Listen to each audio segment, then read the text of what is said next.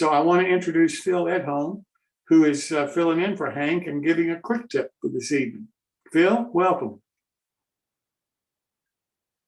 Thanks, Jim. So I'm going to continue this evening with this discussion about using PowerPoint and as a modeling tool.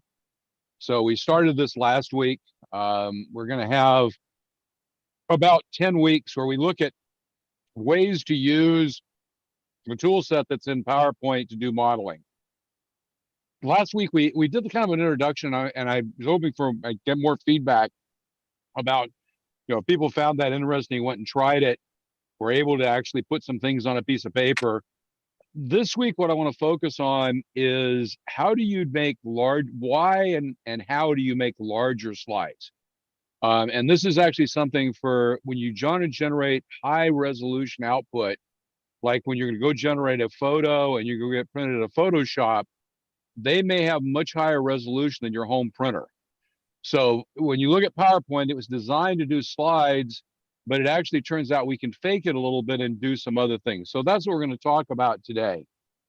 So if you look on PowerPoint, when you open it, and you're looking at a slide, when you first open it, you'll be able to size the slide. So if you click on the upper left, you'll notice there's a tab called Design. So if you click on Design, that'll open up the tab that you see on the screen. And on the right, you'll notice there's a thing called Slide Size. And if you click on Slide Size, there's a drop-down menu that'll appear. At the bottom of that, it says Custom Slide Size. And that's really where we want to go. We want to go to Custom Slide Size. So slides normally are 16 by 9, 4 by 3. If you click on Custom, though, you all of a sudden get this little interesting drop-down window. And it lets you pick the size slides you want. You can see the width and the height there on the screen, numbering the slides from, and you can decide whether you want portrait or landscape. So depending on what you're printing, you may want things printed in portrait versus landscape, depending on how you want to lay things out. So we now click on that, and what we want to do is we want to use that to go from widescreen to custom. So if you notice here, we click on that, that's widescreen. We want to click on custom, and that'll open custom. And when you do custom, you can now choose the size of the slide you're going to produce. And the reason we're going to do this is that the bigger the slide, the higher the resolution of the final image we produce. So if you notice here, the maximum you can do is 56 by 56 inches. So the way to think about this is don't think about it as a slide, think about it as a drawing sheet, right? So you've got an 8.5 by 11 size sheet. For those of you who remember drafting, remember C-size sheets, I remember you are D-size sheets. So you can specify the size sheet you want depending upon the complexity of what you want to put on it and the resolution you want to get out. So basically, here it shows 56 to 56. The reason this is important is large slides give you higher resolution. So it turns out PowerPoint is a 300 dot per inch in the slide package. So no matter how big the slide is or how small the slide is, it's 300 dots per inch. So when you load up the slide and you see those crossbars, typical 16 by 9 slide, it's 8.5 inches high. It's wider across the sides. For every inch in that width, you get 300 dpi of resolution.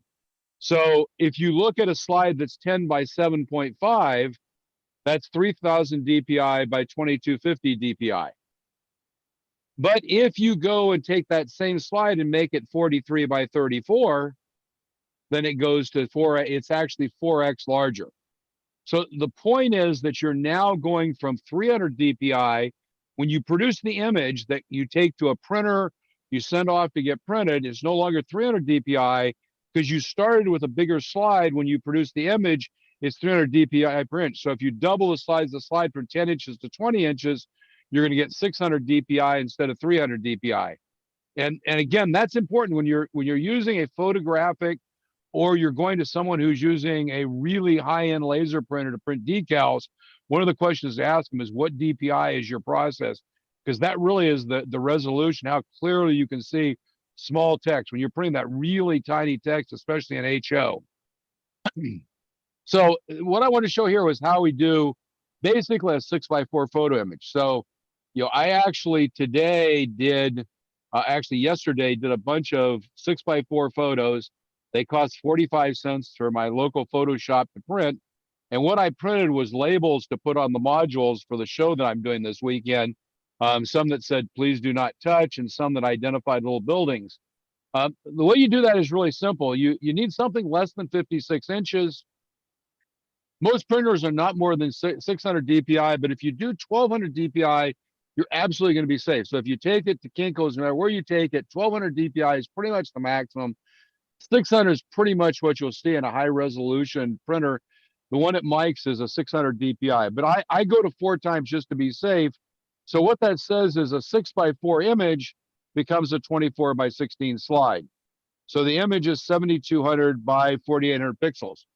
Now, what I do, and I'll show this, I'll show this in a second on a slide, is I actually, on the master slide, when I create these things, I put a grid of 1-inch wide blocks, and then another grid that's the alternate that's 1/2 inch wide. So when you put objects in, you can see how big they are. And I work in O scale, so one of the beauties of O scale is it's really easy to figure out size because a 1/2 inch is 8 feet, right? So, or excuse me, a 1/2 inch is 2 feet, an inch is 4 feet.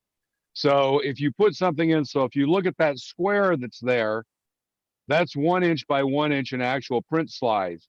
Because again, we're actually printing this a lot smaller than we're looking at it on the screen. So if we want to do a decal image, an 8.5 by 11 decal image, again, if we want to go to 1200 DPI to be safe, we're multiplying it by 4. So that means our slide is 44 by 32 inches. So if you do a 44 by 32 inch slide, when you save that as a PNG or however you save it as a PDF, if you take it to Kinko's, they like PDFs. Tens, if you send it to photo print guys, they like PNGs. And I'll talk about that, about how to save stuff and print it later. But basically what you're going to do is when you save it, the image is a size based on the number of pixels it is. When you give it to them, you say, I want this printed in 6x4, it'll print out at 1200 DPI. I did put one little chart here together that's basically around resolution versus file size, because one of the things that people always say is, well, if you make a file bigger, it's going to be larger to store. So this shows you, and I'm not going to spend a lot of time on it. You can look at it later, but basically what it shows at the top in the green is for 1200 DPI and 600 DPI, for a print size of those size, what is the relative storage size for a .png image, a .jpeg, and a .pdf? And what you see is the green is the smallest for each one of those, and the orangish red is the largest. So what you see is that there's a bit of variance here. I mean, if you store at 300 DPI and you do a .png, it's only an 8K file. It's a fairly small file. These didn't have a lot of activity going on them. The more pictures and stuff you throw in, the bigger they get. On the other hand, the largest here I think we saw was in the neighborhood of 104K or some 109K, something like that. Actually, I guess it's 125. Actually, I'm wrong. It's 412. I missed that one. So there's some relatively large storage here if you store at 1200 DPI and JPEG, which is less efficient.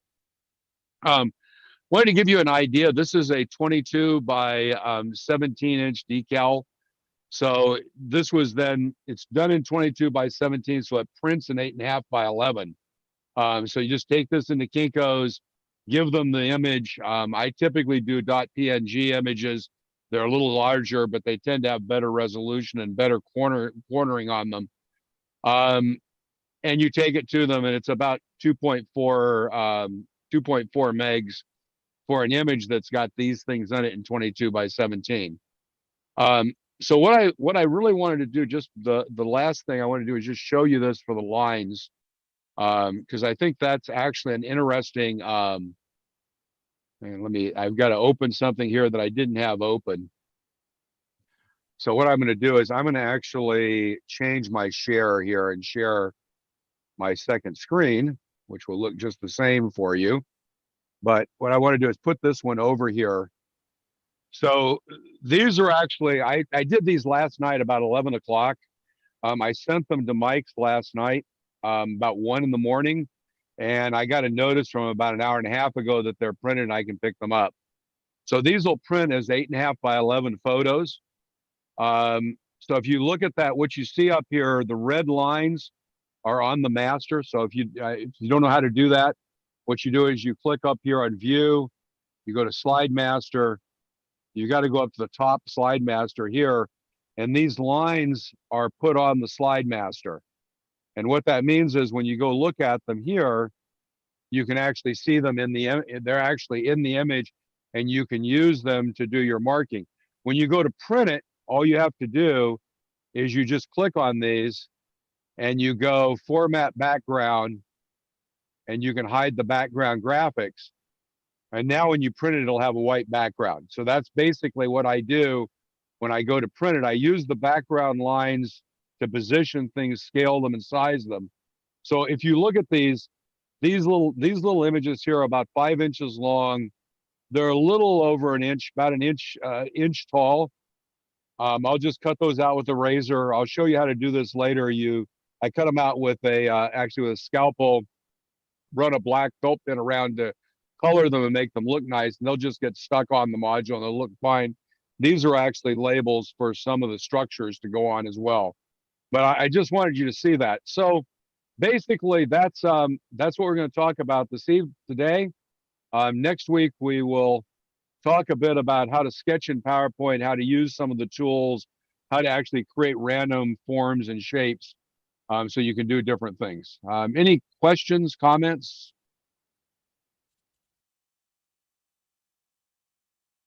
Too much detail, not enough detail? Anybody do it differently? Has anybody done that before? You varied the size of things to do resolution? Yeah, I have. Yeah. Yeah, I've been doing that too. Cool. No, that's great. I never knew we could do that in PowerPoint. PowerPoint's a lot more easier to access than Illustrator.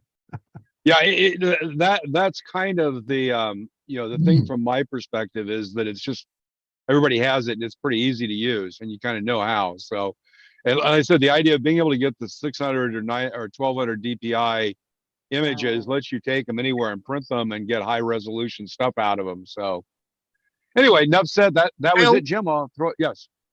Phil, when you say you're printing them out, are you printing them out on decal paper like micromark cells, or what kind of paper are you printing them out on? I actually have a section on that in about 3 or 4 weeks. So the 4x6, the 4x6 images I upload to Mike's, which is our local camera shop, and they print them on a 4x6 matte photo paper. So it's a thicker kind of photo paper. I find that's really nice if you cut it very well with a scalpel, and I have a set of felt pens of different colors, and I'll run a felt pen around the outside edge of the paper to color it. And when you color the edge to match the edge of the picture, it actually just goes away. You don't see it anymore. So those are 4x6 and they get printed that way. The decals, what I've typically been doing is buying them, essentially the paper from Micromark or no, there's the other guy. If I don't think about it, it'll come to me. It's a short name. It's 4 words. He's the guy who sells the LEDs. Evans Designs. They have very good paper, I believe. And so that's just 8.5 by 11. I just take it to my local, what was Kinko's, now it's FedEx office, I think. And they have fairly good high resolution laser printers and print them there. And they charge about $1. They charge about $1 to print out your stuff. Phil, So it's Pat here. Are you going to be doing anything to show us how to do a layout design on one of them?